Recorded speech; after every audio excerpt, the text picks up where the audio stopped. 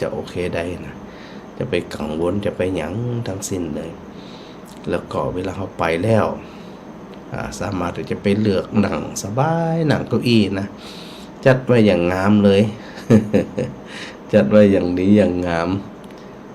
เป็นการเป็นห้องว่าเป็นการศึกษาประวัติศาสตร์ของพระพุทธศาสนาในเรื่องของการบำเพ็ญเพียรบารมีของพระโพธิสัตว์นะก่อนที่จะมาเป็นพระพุทธเจ้าเนี่ยก็จะต้องบำเพ็ญเพียรบารมีบำเพ็ญเพียรบารมีก็คือการสะสมเขา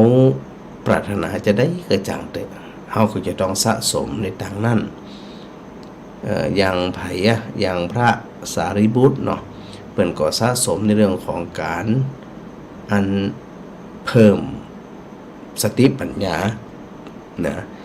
พอเพิ่มสติปัญญาแล้วเปิ่นจึงมีสติปัญญาเป็นเลิศพระมหาโมคคัลลานะเถระนะเปิ่นได้สะสมหรือว่าสร้างบารมีในเรื่องของการออกกำลังในเรื่องของฤทธิ์ของเดชเปิ่นก็มีฤทธิ์มีเดชเรื่องของพระภากุละเนาะได้อธิษฐานจิตแล้วก็สร้างคุณงามความดีโดยการรักษาพระพุทธเจ้าพระปัจเจกพุทธเจ้าพระสงฆ์องค์อรหันต์พระภิกษุสงฆ์สามเณรพอรักษาหายแล้วก็ตั้งจิตอธิษฐานขอให้หายจากสิ่งทั้งหลายเหล่านั้นนี่แน่ดังนั้นในเปิ่นก็จึงมีความพร้อมแล้วก็ในเรื่องของลาภสักการะก็คือพระศิวลีเนาะในศรัทธาจะรู้จักกันนะพระศิวลีเนี่ยเป็นผู้ที่มีความเลิศในทางลาภสักการะเพราะเปิ่นได้ทำคือได้สะสมตัวของเปิ่นเองนะตามกำลังเขาเนี่ยนะการสร้างบารมีของเขาจะไปเทียบกับพระโพธิสัตว์เนี่ยคงจะลำบากเพราะว่าเปิ่นมุ่งผลในการตรัสรู้เป็นองค์สมเด็จพระสัมมาสัมพุทธเจ้าโดยตรงดังนั้นเนี่ยการสร้างบารมีนะบ่ว่าจะเป็นในเรื่องของทานบารมีศีลบารมีเนกขัมมะบารมีปัญญาบารมีวิริยะบารมีขันติสัจจะอธิษฐานเมตตาอุเบกขาเนี่ยถึง10บารมีเนี่ยทำครบครันเลยถ้าหากว่าเขาอยากจะเจริญรอยตามพระพุทธองค์แล้วเนี่ยนะเขาก็สามารถที่จะยิบบารมีข้อใดข้อหนึ่งเนี่ยมาประพฤติปฏิบัติให้เหมาะสมข้อใดก็ได้นะให้เหมาะสมกับชีวิตของเขาอย่างน้อยเนี่ยก็เป็นการคัดเกลาจิตใจของเขาทั้งหลายเนี่ยนะเพื่อที่จะบ่ให้มีความทุกข์ความโศกเศร้าลำไส้อย่างต่างๆพันลำไส้ต่างๆเนี่ยนะมันจะบ่ได้มาครอบงำใจเขาจนเกินไปแล้วก็มีโอกาสตัดภพตัดชาติได้โดยนี่อันนี้ถือว่าเป็นสิ่งที่สำคัญนะที่เราทั้งหลายจะต้องประพฤติปฏิบัติแล้วก็ทำเพราะว่าเราเป็นพุทธบุตรเป็นพุทธธิดาเจริญรอยตามองค์สมเด็จพระสัมมาสัมพุทธเจ้าพระองค์ทำจะได้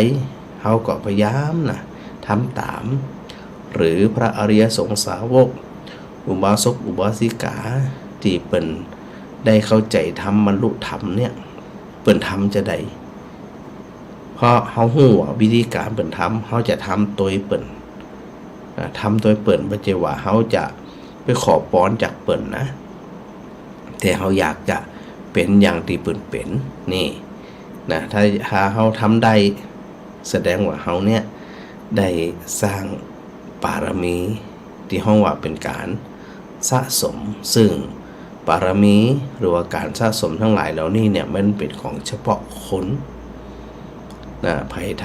ำไผ่ใดไผ่ทำไผ่สะสมบุคคลผู้นั้นก็ยอมได้ในสิ่งที่ตัวเองสะสมมาอันนี้ถือว่าเป็นเรื่องปกติมากในสถานะปกติมากเลยเขาก็จะต้องทำนะถ้าหาบัจจะอันเนี่ยมันก็จะเนี่ยบนห้องอกุศลธรรมเนี่ยนะก็คือสิ่งที่มาปิดบังขัดขวางที่ห้องว่าเป็นนิวรณธรรมหรือนิวรณธรรมเนี่ยมาขัดขวางเหี้ย แต่โอกาสที่เขาจะได้ทำคุณงามความดีมันก็มีนะอย่างเช่นวิสงฆ์นครลำปางจัดตั้งธรรมหลวงเวียงละกรเนี่ยนอกจากมีส่วนงานส่วนราชการต่างๆไปเป็นเจ้าภาพนะในการเทศแต่ละกันเนี่ยนะวันนี้ก็ไปกันหลายนะ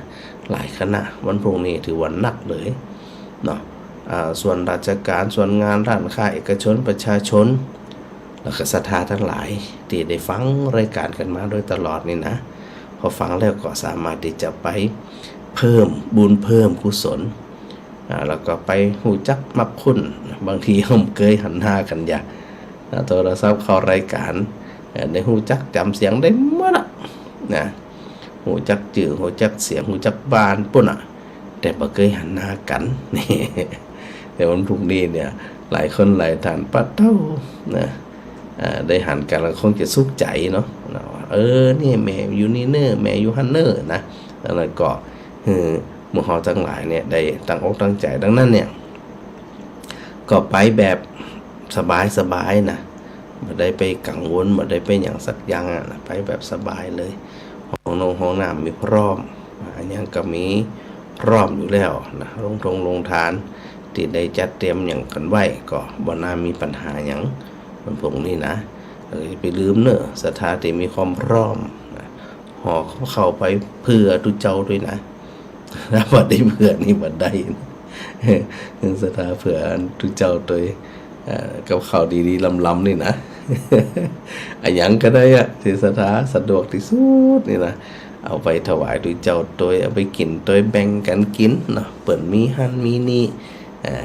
เฮาไปกินของเปิ่นมากินของเฮานี่นะเต้ามันมีความสุขแล้วกินข้าวล้ำแน่นอนนี่นะกินข้าวล้ำสถานก็ไปสะดวกสบายใจปีหนึ่งเขาจัดเตือนหนึ่งเนาะจัดตั้งทำหลวงเวียงละกรนี่นะ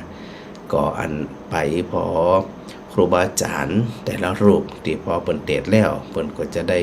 หึงศีลหึงปอนนะกับศรัทธาญาติโยมทุกตนแล้วก็จะมีเปิ่นห้องวาลนาดกะมีวงดนตรีจากตรงฝ่ายไปบรรเลงในบริเวณของมณฑลพิธีเนาะดังนั้นเนี่ยในแต่ละกันที่จะเข้าไปก็คือว่ามีโอกาสที่จะได้ไปเปิดห้องเรื่องได้ความสุขได้ความเพลิดเพลินได้ความเข้าใจในสิ่งต่างๆโดยนะสถานดังนั้นก็ถือโอกาสตรงนี้นะสถานทั้งหลายเชิญชวนเพื่อที่จะได้ไปพบกันในวันพรุ่งนี้นะกับปะกันโดยปกตินี่แหละเนาะ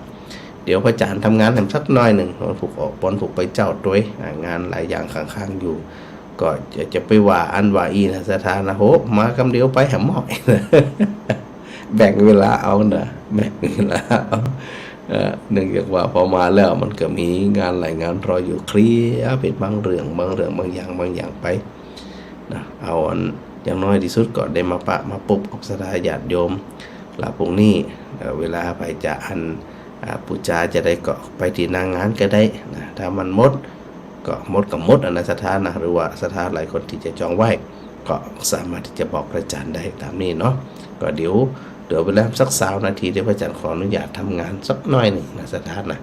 เดี๋ยวก็ถึงสถานได้ฟังอันเรื่องราวต่อซึ่งเป็นเทพแหมสักหน่อยหนึ่งในสถานเนี่ยก็แบ่งเอานะจะได้ก็ขออโมทนาศรัทธาญาติโยมทั้งหลายตัวเนื้อจะได้กับปะกันพบกันในคราวต่อไปอยู่ดีมีสุขกูคนด้วยเถิด